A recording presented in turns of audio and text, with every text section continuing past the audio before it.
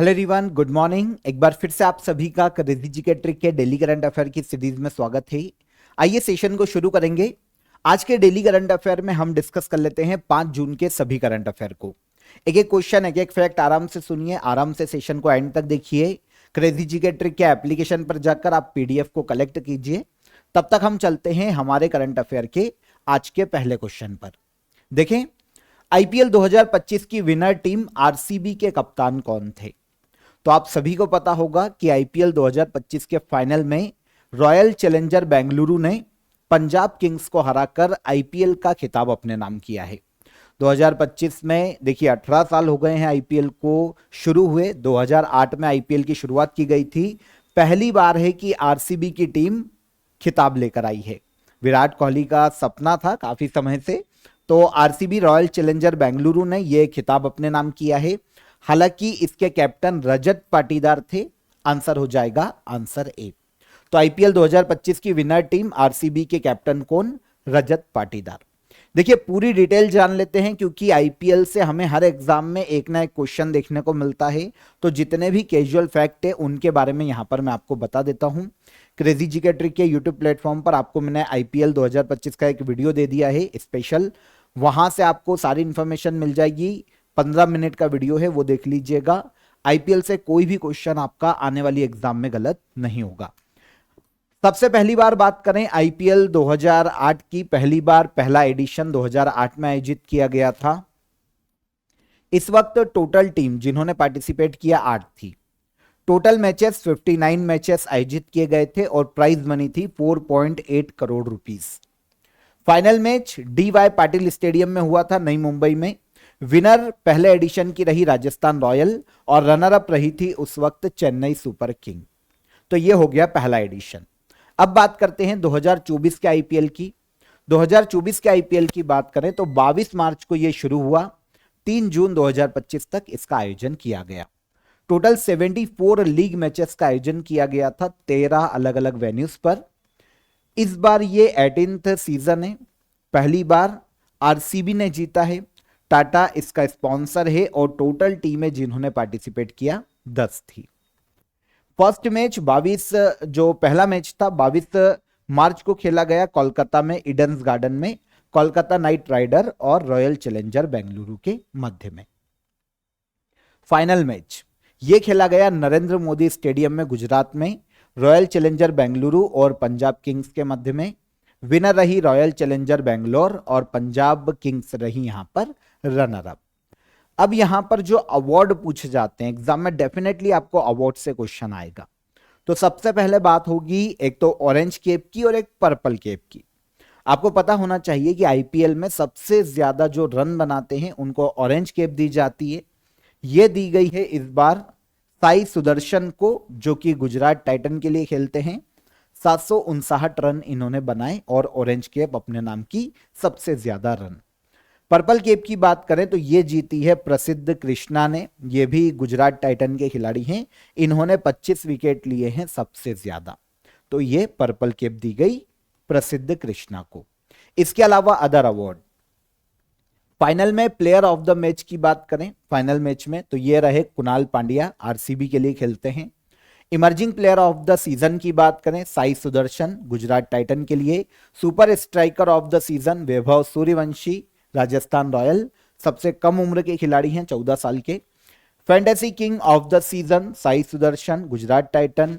Most valuable player of the season Surya Kumar Yadav, Mumbai Indian. सबसे ज्यादा 6 लगाए हैं निकोलस पूरन ने। ये लखनऊ सुपर जॉइंट के लिए खेलते हैं। 40 छक्के इन्होंने लगाए हैं पूरे टूर्नामेंट में। कैच ऑफ द सीजन की बात करें कमेंडू मेंडिस ने लिया है सनराइजर हैदराबाद के लिए। फेयर प्ले अवार्ड दिया गया चेन्नई सुपर किंग को, यह क्वेश्चन पूछा जा सकता है। और सबसे ज्यादा 4 या चौके लगाने वाले हैं साई सुदर्शन, 88 चौके लगाए हैं, गुजरात टाइटन के खिलाड़ी हैं। तो ये सारे बेसिक फैक्ट हैं जो कि आपको आईपीएल से पूछे जा सकते हैं। याद रखना, कंफ्यूज मत होना। इसके अलावा अगर आईपीएल में सबसे ज्यादा रन बनाने वाले खिलाड़ी की बात करें आज तक के इतिहास में तो यह है विराट कोहली। 8,661 रन इन्होंने पूरे आईपीएल में बनाए हैं। फिर अगर सबसे ज्यादा विकेट लेने वाले खिलाड़ी की बात करें तो यह है चहल। यजुर्वेंद्र चहल की बात करें तो 221 विकेट इन्होंने लिए हैं आईपीएल के इतिहास में। तो ये बेसिक चीजें हैं, आईपीएल से याद रखना, सारी चीजें बता दी मैंने आपको। विनर रही आरसीबी और रनर अप रही है पंजाब किंग्स।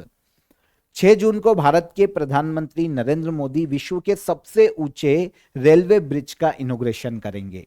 यह किस नदी पर स्थित है? तो 6 जून को भारत के पीएम नरेंद्र मोदी वर्ल्ड के सबसे ऊंचे रेलवे ब्रिज का इनॉग्रेशन करने वाले हैं, जो कि हमको देखने को मिलेगा चिनाब नदी पर। आंसर भी हो जाएगा। चिनाब नदी भारत के जम्मू कश्मीर यूनियन टेरिटरी में है। इस नदी पर विश्व का सबसे ऊंचा रेलवे ब्रिज है, इसका इनॉग्रेशन किया जाएगा भारत के पीएम के द्वारा 6 जून को।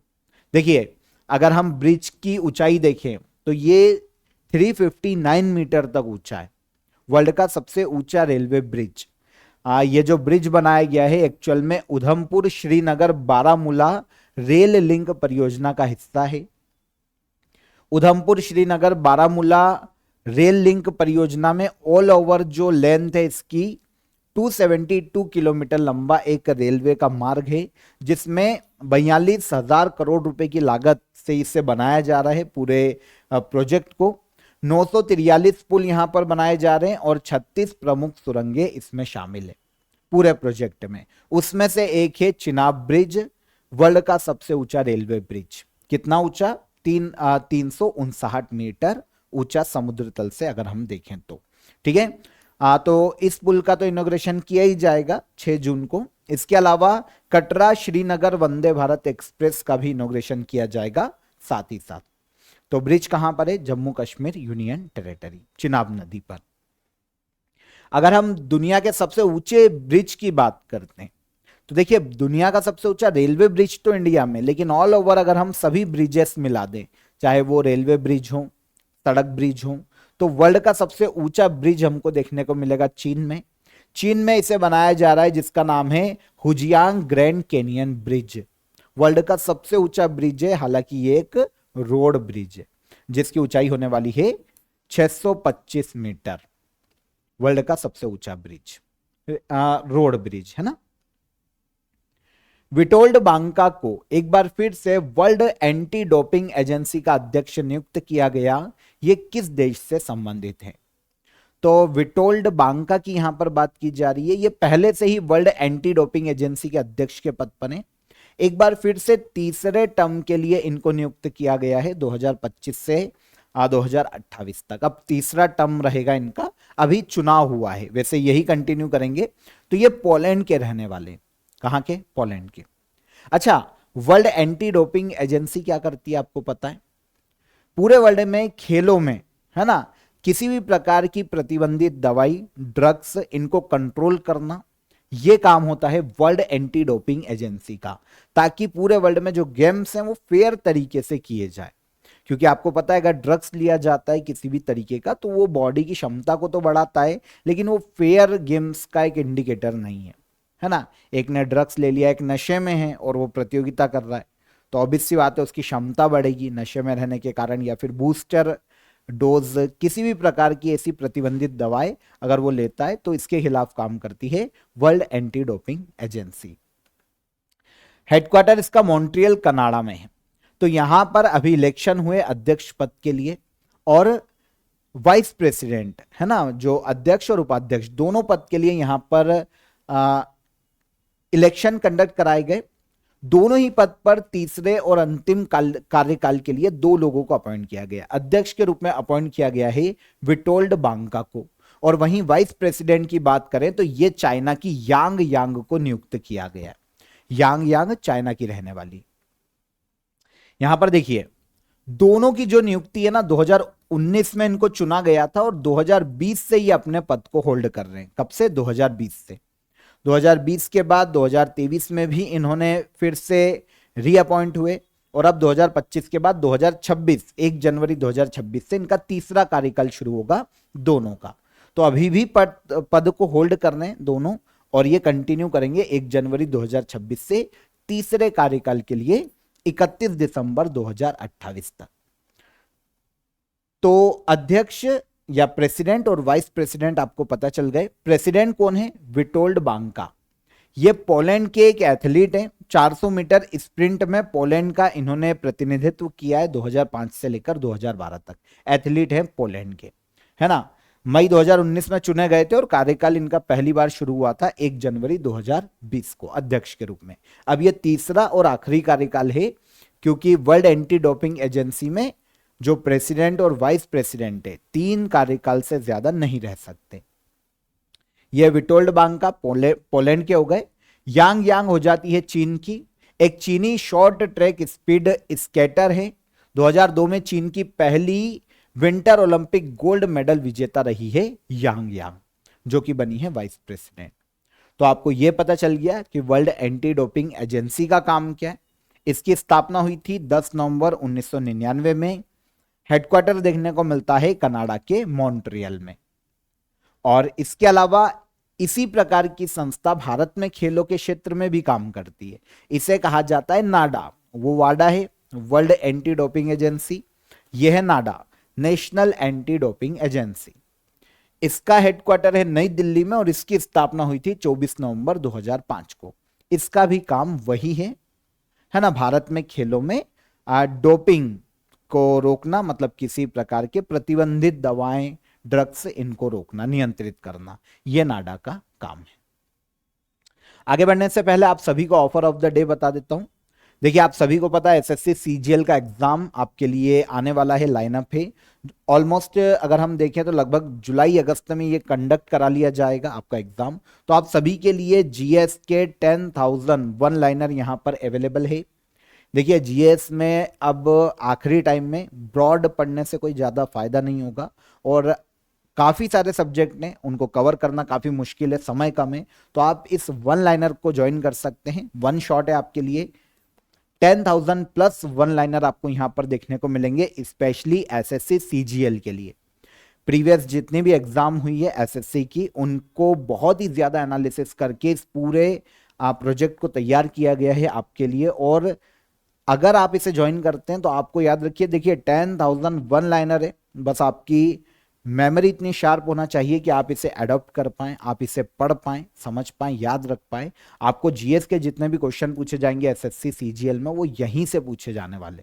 तो आप इसे ज्वाइन कर सकते हैं बहुत ही अफोर्डेबल प्राइस में। डिस्क्रिप्शन में मैंने आपको इसकी लिंक दे दी है, वहां पर जाकर आप इसे ज्वाइन कीजिए, अवेल कीजिए। और कोई भी हर्डल आता है तो हेल्पलाइन नंबर पर आप कॉल कीजिए। हमारी टीम, आपकी जो हमारी सपोर्ट टीम है, आपकी मदद कर देगी। तो डिस्क्रिप्शन में लिंक है आपके लिए, स्पेशली एसएससी सीजीएल को टारगेट करके इसे बनाया गया है बहुत ही एनालिसिस के बाद। तो आप इसे ज्वाइन कर सकते हैं, वो जो कि एसएससी सीजीएल के एग्जाम की प्रिपरेशन कर रहे हैं। ओके, चलिए आगे आते हैं। ली जे मियांग किस देश के प्रेसिडेंट नियुक्त किए गए? ली जे मियांग की बात करें तो ये साउथ कोरिया के प्रेसिडेंट के रूप में अपॉइंट हुए हैं। साउथ कोरिया में आपको पता है इनके पहले जो प्रेसिडेंट थे ना, उनको इम्पीचमेंट की प्रोसीजर के द्वारा हटा दिया गया था उनके पद से। इम्पीचमेंट महाभियोग है ना, प्रेसिडेंट को हटाने की एक प्रोसीजर है। अगर हम इंडियन कॉन्स्टिट्यूशन में देखते हैं तो इंडियन कॉन्स्टिट्यूशन में भी हमको ये प्रोसीजर देखने को मिलती है आर्टिकल 61 में। यहां पर हमको पता चलता है कि इंडियन कॉन्स्टिट्यूशन का आर्टिकल 61 भारत में प्रेसिडेंट को उनके पद से हटाने की प्रावधान करता है, इम्पीचमेंट या महाभियोग के द्वारा। तो इसी तरीके से जो साउथ कोरिया है, वहां पर भी जो पहले प्रेसिडेंट थे उनको इम्पीचमेंट की प्रोसीजर के द्वारा हटाया गया था। ये कौन थे जानते? युन सुक योल। अप्रैल में इनको हटा दिया गया था इम्पीचमेंट के द्वारा। अब जब साउथ कोरिया में नए प्रेसिडेंशियल इलेक्शन हुए तो लिबरल पार्टी के उम्मीदवार ली जे मियांग देश के नए प्रेसिडेंट के रूप में अपॉइंट किए गए हैं। इनके जो अपोनेंट थे ना, वो डेमोक्रेटिक पार्टी के उम्मीदवार थे। अपोनेंट वो हारे थे। देखिए, 3 अपोनेंट थे यहां पर। एक तो पीपल्स पावर पार्टी के उम्मीदवार है, एक अपोनेंट जो कि बहुत ज्यादा क्लोज इनके साथ जिनकी रेस थी, किम मुन सू, ये भी हारे। और एक डेमोक्रेटिक पार्टी के भी थे उम्मीदवार, उनको भी इन्होंने हराया है। तो ये हैं ली जे मियांग। किस पार्टी के उम्मीदवार है वो तो पूछा नहीं जाएगा, लिबरल पार्टी के हैं वैसे। तो 85% वोट में से 48% वोट जो भी गिरे हैं, 85% वोटिंग हुई, उसमें से 48% वोट जीत कर आए हैं ली जेमियांग, और अब ये साउथ कोरिया के नए प्रेसिडेंट के रूप में अपॉइंट किए गए। और भारत के पीएम नरेंद्र मोदी ने भी इनको बधाई दी है अभी ट्विटर के माध्यम से। तो साउथ कोरिया की बात करते हैं, ईस्ट एशिया का एक देश है, पूर्वी एशिया में देखने को मिलता है। सियोल इसकी कैपिटल है, और साउथ कोरियन वॉन यहाँ की ऑफिशियल करेंसी है, वॉन के रूप में जानी जाती है। ली जेमियांग यहाँ पर पीएम के रूप में प्रेसिडेंट के रूप में अपॉइंट किए गए हैं। इसको सही कर लेना, ये प्रेसिडेंट है, प्रेसिडेंट के रूप में इनको अपॉइंट किया गया। ठीक है, कौन है ये? ली जेमियांग। ओके, यहां पर एक चीज और याद रखिएगा कि जो उत्तर कोरिया और दक्षिण कोरिया है ना, उनकी बाउंड्री, दोनों देशों की बाउंड्री विश्व की सबसे अशांत सीमा रेखा कहलाती है। उत्तर कोरिया में है ना किम जोंग, तो उत्तर कोरिया और दक्षिण कोरिया की जो बाउंड्री है वर्ल्ड की सबसे अशांत सीमा रेखा कहलाती है। यहां पर आप कमेंट में बता दीजिएगा कि उस सीमा रेखा को किस नाम से जाना जाता है। ठीक है, बता दोगे तो कमेंट कीजिएगा कि दोनों देशों की बाउंड्री किस नाम से जानी जाती है। चलिए आगे आते हैं। अगला क्वेश्चन हमारा 2025 से 2028 तक के लिए अंतरराष्ट्रीय प्रशासनिक विज्ञान संस्थान का अध्यक्ष किसे चुना गया है? तो यहां पर बात हो रही है international Institute of Administrative science की। देखिए काम क्या है इस संस्था का, पहले हम यह समझ लेते हैं। एडमिनिस्ट्रेशन के क्षेत्र में या लोक प्रशासन के क्षेत्र में सभी देशों के मध्य में साइंटिफिक रिसर्च को बढ़ावा देना और सभी देशों के मध्य में कोलैबोरेशन स्थापित करना, सहयोग स्थापित करना लोक प्रशासन के लिए, यह है international Institute of Administrative science का मुख्य कार्य। 2025 से 2028 के लिए इसका जो अध्यक्ष चुना गया है वो चुना गया है इस बार इंडिया को। इस संस्था के इतिहास में ऐसा पहली बार हो रहा है कि इंडिया इस संस्था का अध्यक्ष बना है, पहली बार। क्या हुआ था कि नवंबर 2024 में भारत के पीएम नरेंद्र मोदी ने भारत के एक सीनियर आईएएस अधिकारी हैं सेक्रेटरी वी श्रीनिवास, इनका नाम नामित किया था इस संस्था के अध्यक्ष के रूप में। होता क्या है कि जो भी नाम आते हैं इनके पास, फिर उस पर वोटिंग होती है और वोटिंग के आधार पर कोई भी अध्यक्ष चुना जाता है। इंडिया का कोई भी व्यक्ति, मतलब इंडिया कभी भी अध्यक्ष नहीं रहा, हमने कभी भी अध्यक्षता नहीं करी। भारत के पीएम ने नामित किया था सेक्रेटरी वी श्रीनिवास का नाम नवंबर 2024 में। अब जब वोटिंग हुई ना नाम पर, तो भारत के वी श्रीनिवास ने 61.7% वोट हासिल की। जब नाम पर चर्चा हुई अध्यक्ष के रूप में, ऑस्ट्रिया के जो कैंडिडेट थे उनको हराया है, मतलब जो क्लोज फाइट थी वो ऑस्ट्रिया के कैंडिडेट के साथ थी, तो ऑस्ट्रिया के कैंडिडेट को हराकर अध्यक्ष का पद हासिल किया है इंडिया ने। और कौन अध्यक्ष होंगे? तो ये होंगे वी श्रीनिवास, सीनियर आईएएस अधिकारी सेक्रेटरी। ठीक है, तो international Institute of Administrative science की अध्यक्षता अब 2025 से 2028 तक के लिए इंडिया के पास रहने वाली है। वैसे देखिए इंडिया मेंबर पहले से, भारत का जो डिपार्टमेंट ऑफ एडमिनिस्ट्रेटिव रिफॉर्म है, यह संस्था पहले से रजिस्टर्ड है इस इंस्टीट्यूशन में। मतलब हम इस संस्था के माध्यम से पहले से ही International Institute of Administrative Science के सदस्य हैं। अब हमको अध्यक्षता मिली है 2025 से 2028 तक के लिए। संस्था का काम क्या है, उद्देश्य क्या है, ये मैंने आपको बता ही दिया है। एक नॉन गवर्नमेंटल इंटरनेशनल ऑर्गेनाइजेशन है, पब्लिक एडमिनिस्ट्रेशन या लोक प्रशासन पर वैज्ञानिक अनुसंधान के लिए कार्य करता है और जो देश है, जो भी मेंबर कंट्री है, उनके मध्य में सहयोग की स्थापित करने के लिए काम करता है। ठीक है, वर्तमान में अगर हम देखें तो 31 सदस्य देश देखने को मिल जाएंगे, 20 नेशनल सेक्शंस देखने को मिल जाएंगे और 15 एकेडमिक रिसर्च सेंटर इस संस्था में शामिल है। 31 देश और अलग अलग देशों की अलग अलग संस्थाएं। ठीक है, इसकी स्थापना 1930 में की गई थी। ऑलमोस्ट अगर हम देखें तो 95 ईयर पूरे हो गए हैं और अभी तक इंडिया अध्यक्ष नहीं था, अब पहली बार बना है। इसका हेडक्वार्टर देखने को मिलता है बेल्जियम के ब्रुसेल्स में। इंडिया ने इसी साल फरवरी 2025 में इसकी समिट का भी आयोजन किया है। इंडिया में मेजबानी की गई, इंडिया के द्वारा मेजबानी की गई international Institute of Administrative science की जो वार्षिक बैठक है ना, इस साल आयोजित की गई है नई दिल्ली में। और इसके अलावा इसी संस्था की जो जनरल असेंबली की बैठक है वो साथ ही में आयोजित की गई थी नई दिल्ली में 10 से लेकर 14 फरवरी 2025 तक। ठीक है, जो कॉन्फ्रेंस हुई थी उसमें 55 से ज्यादा देशों के डेलीगेट्स, जो रिसर्चर्स हैं वो शामिल हुए थे। पब्लिक एडमिनिस्ट्रेशन, गवर्नेंस और पॉलिसी मेकिंग में इनोवेशन को कैसे बढ़ावा दिया जा सकता है, इन सभी मुद्दों पर यहां पर चर्चा की गई, क्योंकि यह संस्था नॉर्मली पब्लिक एडमिनिस्ट्रेशन को बूस्ट करने के लिए काम करती है।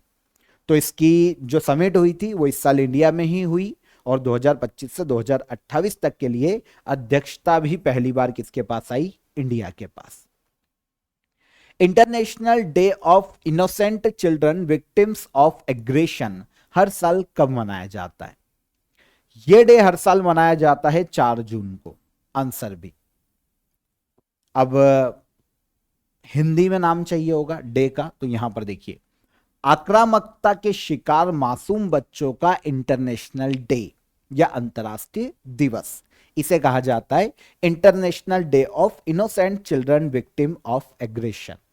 हर साल यह डे मनाया जाता है 4 जून को। अच्छा, उद्देश्य क्या है? ऐसे जितने भी बच्चे हैं जो शिकार हुए हैं एग्रेशन के, है ना, इनोसेंट बच्चे जो विक्टिम है, एग्रेशन के शिकार हुए, उनके सम्मान में, उनके प्रति सांत्वना के रूप में 4 जून को यह डे मनाया जाता है। इनोसेंट बच्चों के अधिकारों की रक्षा करना जो वॉर, टेररिज्म और वायलेंस के शिकार हुए हैं किसी भी तरीके से, तो ऐसे बच्चों के अधिकारों की रक्षा करना और ऐसे बच्चों के प्रति सहानुभूति के लिए पीस, सिक्योरिटी और जस्टिस की अपील की जाती है। इस डे को मनाए जाने का उद्देश्य है 19 अगस्त 1982 को पहली बार यूनाइटेड नेशन जनरल असेंबली ने इस डे को मनाए जाने का प्रस्ताव पास किया था और नेक्स्ट ईयर से 4 जून को 1983 से इसे मनाया जाना शुरू किया गया। ओके, इसके अलावा मैंने आपको आज 5 जून का कल एक डे बताया था, बहुत ही इंपॉर्टेंट था, वर्ल्ड इन्वायरमेंट डे। तो ये तो एग्जाम में आपने देखा ही होगा, क्वेश्चन अक्सर ही पूछा जाता है। तो वर्ल्ड इन्वायरमेंट डे की बात करें, putting an end to plastic pollution 2025 में वर्ल्ड इन्वायरमेंट डे की थीम है 5 जून को। कल के सेशन में ये मैं आपको बता चुका हूं। भारत के पहले ध्रुवीय अनुसंधान पोत का निर्माण किस देश की कंपनी के साथ मिलकर किया जाएगा? इंडिया के पहले पोलर रिसर्च वेसल का निर्माण किया जाने वाला है नॉर्वे की कंपनी के साथ मिलकर। इंडियन गवर्नमेंट ने हाल ही में इसकी अनाउंसमेंट की है कि नॉर्वे की कंपनी के साथ मिलकर हम भारत का पहला पोलर रिसर्च वेसल का निर्माण करेंगे। अच्छा, है क्या? देखिए, समुद्री अध्ययन को भारत में बढ़ावा देना, इसके लिए स्पेशली जो अंटार्कटिका है, आर्कटिक है, जो हमारे ध्रुवीय क्षेत्र है, उनके आसपास के समुद्री क्षेत्रों में रिसर्च के लिए एक प्रकार का पोत है ना, जैसे हमारे युद्ध पोत होते हैं, तो ये एक रिसर्च वेसल है, पोलर रिसर्च वेसल। अभी तक हम यूज कर रहे थे, लेकिन हम विदेशों के द्वारा जो हमने इंपोर्ट किए हैं उन्हीं का यूज कर रहे थे। लेकिन अब भारत गवर्नमेंट ने, इंडियन गवर्नमेंट ने अनाउंस किया है कि कोलकाता की गार्डन रिच शिप बिल्डर्स जो इंडियन कंपनी है ये, और नॉर्वे की कोंग्सबर्ग, इनके मध्य में एक एग्रीमेंट साइन हुआ है कि दोनों मिलकर इंडिया में बनाएंगे पोलर रिसर्च वेसल को। यह बनाया जाएगा कोलकाता में, क्योंकि गार्डन रिच शिप बिल्डर्स का हेडक्वार्टर कोलकाता में। भारत का जो मरीन रिसर्च, जो साइंटिफिक एक्सप्लोरेशन है, उसको बढ़ाने में यहां पर मदद मिलेगी।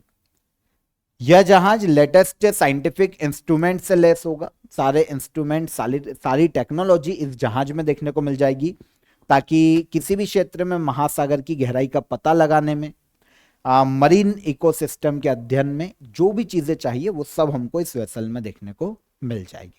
तो निर्माण किया जा रहा है पहली बार इंडिया में नॉर्वे की कंपनी के साथ मिलकर। फीचर्स क्या क्या है? आइस ब्रेकिंग एबिलिटी होगी। अब ध्रुवों पर अगर ये रिसर्च करेंगे तो ऑब्वियस सी बात है, वहां पर जो ग्लेशियर है, बर्फीला इलाका है, तो वहां पर जो वेसल है उसको रन करने के लिए जरूरी है कि आइस ब्रेक किया जा सके उसके द्वारा, तो जो बर्फ है उसको तोड़कर वो आगे बढ़ सकता है। साइंटिफिक इंस्ट्रूमेंट सारे की सारे, लेबोरेटरी यहीं पर इस वेसल के अंदर रहेगी, ताकि कोई भी अगर सैंपल लिया जाता है तो उसको यहां पर टेस्ट किया जा सके अंदर ही। लिविंग अरेंजमेंट होगा, जितना भी स्टाफ है उनके लिए रहने के लिए, खाने के लिए व्यवस्थाएं रहेगी। और लंबी दूरी तय करने के लिए जो फ्यूल का स्टोरेज है वो थोड़ा बड़ा रखा जाएगा, ताकि लंबी दूरी कई दिनों तक वेसल आराम से रन कर सके। यहां पर आपको एक इंडियन संस्था के बारे में पता होना चाहिए, national centre for polar and ocean research. Bharat में पोलर मिशंस का मैनेजमेंट करने की जो जिम्मेदारी है, जितने भी ध्रुवीय मिशन होते हैं उनकी जिम्मेदारी national centre for polar and ocean research की होती है। भारत सरकार का एक वैज्ञानिक संस्थान है जो पोलर रीजन और महासागर से संबंधित रिसर्च का काम करता है और इनके मैनेजमेंट का काम करता है। इसकी स्थापना 25 मई 1998 में की गई। इसका हेडक्वार्टर गोवा में देखने को मिलता है और यह संस्था मिनिस्ट्री ऑफ अर्थ साइंस के अंतर्गत कार्य करती है। स्पेन के सबसे प्रतिष्ठित पुरस्कारों में से एक प्रिंसेस ऑफ ऑस्ट्रेरियस पुरस्कार 2025 के लिए किसे चुना गया है या किसे प्रदान किया गया? तो किस देश का पुरस्कार है? पहले तो ये स्पेन का एक बहुत ही फेमस अवार्ड है, ये बहुत ही प्रतिष्ठित अवार्ड है जिसका नाम है प्रिंसेस ऑफ ऑस्ट्रेरियस अवार्ड। 2025 के लिए यह अवार्ड दिया गया है सेरेना विलियम्स को। नाम सुना होगा सेरेना विलियम्स की। अगर हम बात करें तो बहुत ही फेमस टेनिस प्लेयर हैं। ये आती है यूएसए से, यूएसए की टेनिस प्लेयर है। ओके, तो स्पेन की गवर्नमेंट ने इनको हाल ही में प्रिंसेस ऑफ ऑस्ट्रेरियस अवार्ड से सम्मानित किया। अवार्ड क्यों दिया जाता है स्पेन के द्वारा? तो ऐसे किसी भी व्यक्ति को दिया जा सकता है जिन्होंने स्पोर्ट्स, आर्ट, साहित्य या अदर सेक्टर में अलग अलग क्षेत्रों में अपना योगदान दिया हो। इस पुरस्कार की पुरस्कार राशि 50,000 यूरो है। डॉलर में देखें तो ये 57,000 डॉलर हो जाते हैं। यूरो में मिलती है तो ये 50,000 यूरो है। सेरेना विलियम्स को दिया जा रहा है 2025 के लिए। तो सेरेना विलियम्स की थोड़ी सी बात कर लेते हैं। कहां की है? यूएसए की टेनिस प्लेयर सेरेना विलियम्स। आपको पता है 4 बार की ओलंपिक गोल्ड मेडल विनर रही है टेनिस में, ओलंपिक में। इसके अलावा अगर इनके ग्रैंड स्लैम अवार्ड देखें तो इन्होंने 23 ग्रैंड स्लैम सिंगल अवार्ड जीते हैं, 23। ठीक है। ऑस्ट्रेलिया ओपन इन्होंने 7 बार जीता है, फ्रेंच ओपन 3 बार, विंबलडन 7 बार और यूएस ओपन 6 बार टाइटल अपने नाम किया। सेरेना विलियम्स यूएसए की टेनिस प्लेयर। ग्लेन मैक्सवेल ने वनडे क्रिकेट से संन्यास की घोषणा की है और इसके अलावा हेनरिक क्लॉसेन ने इंटरनेशनल क्रिकेट से संन्यास का अनाउंसमेंट किया है। 2 लोग हैं, 2 क्रिकेटर है। ग्लेन मैक्सवेल ने यहां पर वनडे क्रिकेट से संन्यास लिया है और हेनरिक क्लॉसेन ने ऑल ओवर इंटरनेशनल क्रिकेट से संन्यास लिया। दोनों क्रमशः किस देश के खिलाड़ी हैं? तो ग्लेन मैक्सवेल, इनको तो सभी जानते होंगे, इंडिया के जितने भी हैं, ऑस्ट्रेलिया के प्लेयर हैं। और वहीं पर हम हेनरिक क्लॉसेन की बात करें तो ये साउथ अफ्रीकी प्लेयर हैं। इमेज देख के आपको समझ में आएगा, ये है मैक्सवेल और ये है ग्लेसन। ठीक है, सॉरी क्लासेन। तो ग्लेन मैक्सवेल और क्लासेन दोनों एक हो जाते हैं ऑस्ट्रेलिया क्रमशः और एक हो जाते हैं साउथ अफ्रीका। अब देखिए ऐसी कोई बड़ी उपलब्धि नहीं है जो हम, एक तो इंडियन प्लेयर नहीं है, लेकिन हमको इतना पता होना चाहिए कि किस देश के खिलाड़ी। अगर विराट कोहली, रोहित शर्मा होते तो हम उनकी उपलब्धियां भी देखते, भारतीय अवार्ड भी देखते। लेकिन यहां से देखिए इनके देशों के अवार्ड हमसे पूछे जाने वाले नहीं है और इनकी उपलब्धियां भी ऐसे कोई पूछे नहीं जाएंगे। तो आप केवल इतना याद रख लो कि किस देश के क्रिकेट खिलाड़ी। और रिसेंटली हमारे विराट कोहली और रोहित शर्मा ने टेस्ट क्रिकेट से संन्यास की घोषणा की थी, तब उनके बारे में मैंने आपको पूरा डेटा बताया था। तो ऑस्ट्रेलियाई क्रिकेटर ग्लेन मैक्सवेल इन्होंने वनडे क्रिकेट से संन्यास लिया है। T20 फॉर्मेट ये खेलते रहेंगे। इनका जो वनडे करियर है 2012 में शुरू हुआ था। ऑस्ट्रेलिया की टीम ने जब 2015 और 2023 में वर्ल्ड कप जीता था ना, तो उस टीम के खिलाड़ियों में शामिल रहे हैं ग्लेन मैक्सवेल। हेनरिक क्लासेन की बात करें तो ये भी बहुत फेमस रहे हैं। ये साउथ अफ्रीका के क्रिकेट खिलाड़ी हैं, हेनरिक क्लासेन। इन्होंने सभी प्रारूपों से संन्यास का अनाउंसमेंट किया है, दक्षिण अफ्रीका के खिलाड़ी। माउंट एटना किस देश में स्थित ज्वालामुखी है जो कि हाल ही में सुर्खियों में रहा?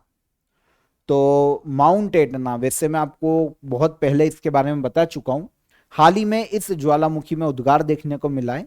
माउंट एटना इटली के सिसिली द्वीप पर स्थित एक ज्वालामुखी है भूमध्य सागर में। इटली का एक आइलैंड है भूमध्य सागर में जिसका नाम है सिसिली। इस सिसिली द्वीप पर माउंट एटना देखने को मिलता है। वर्ल्ड के सबसे सक्रिय ज्वालामुखियों में गिना जाता है माउंट एटना को।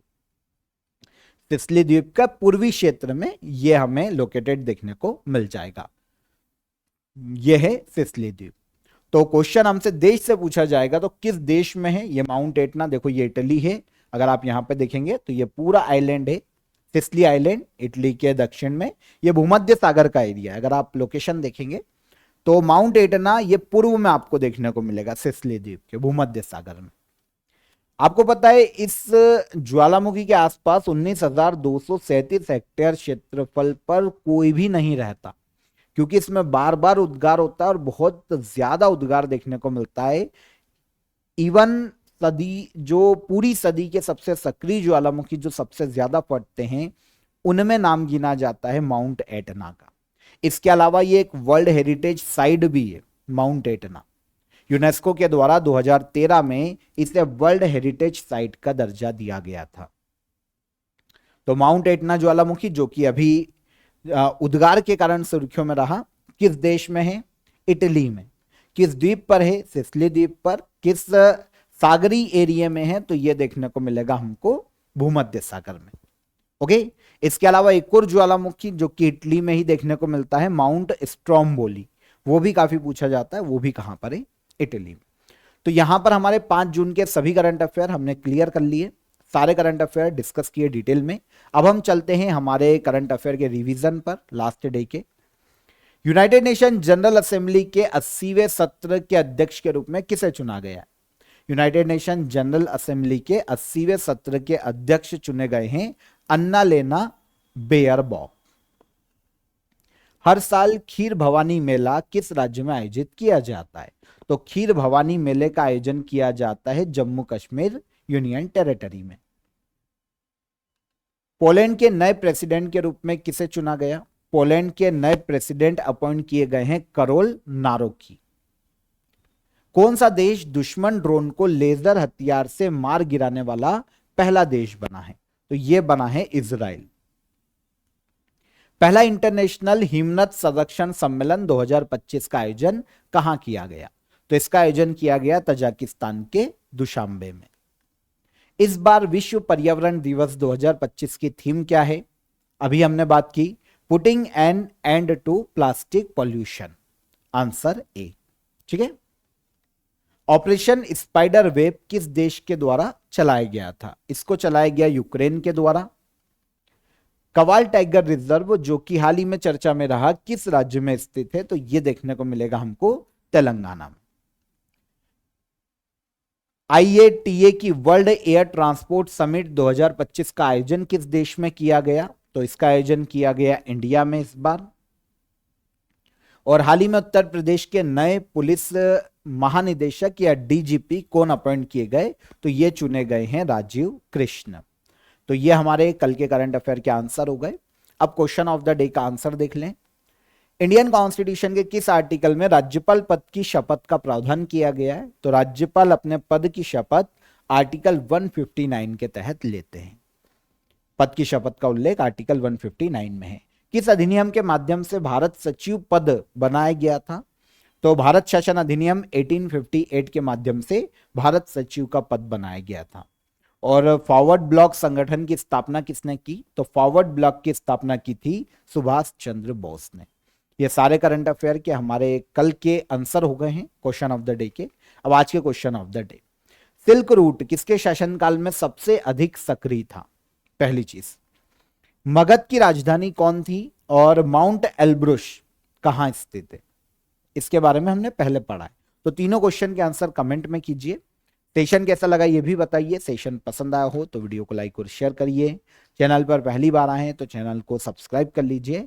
और ऑफर ऑफ द डे की लिंक आपको डिस्क्रिप्शन में मैंने दे दी है, वहां से जाकर आप उसे अवेल कर सकते हैं। कल फिर मुलाकात करेंगे नेक्स्ट डे के करंट अफेयर में। तब तक अपना ख्याल रखिए। जय हिंद, जय भारत।